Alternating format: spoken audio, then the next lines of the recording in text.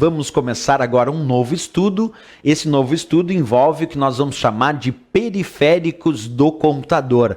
Ainda, claro, dentro dos conceitos básicos de microinformática, vamos estudar um pouco sobre esses periféricos. Um primeiro ponto a ser destacado quando nós estamos falando sobre os periféricos do computador é uma certa informação teórica.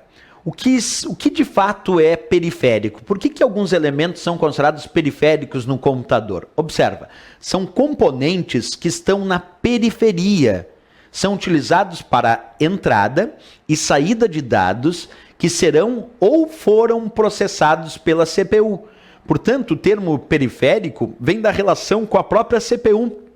Se a CPU é a unidade central de processamento, os periféricos são aqueles que estão na periferia da CPU. A CPU é o centro, como se fosse o centro de uma cidade. Imagina, o centro de uma cidade não é a periferia, né?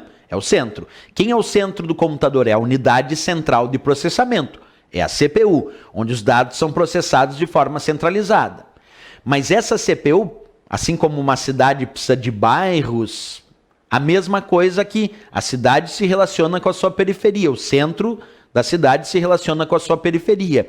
E a mesma coisa no computador, o centro, a unidade central de processamento, se relaciona com os seus periféricos. Existem periféricos que enviam dados para o centro, que enviam dados para a CPU processar. São os chamados periféricos de entrada. Existem periféricos que são de saída, que recebem dados que a CPU já processou. E existem os periféricos de entrada e saída que fazem as duas funções. Portanto, o termo periférico vem disso. Componentes que estão na periferia e são usados para entrada e saída de dados que serão ou foram processados pela CPU. E aí vem a famosa divisão que eu acabei de contar. Nós temos vários periféricos, como mouse, teclado, impressora.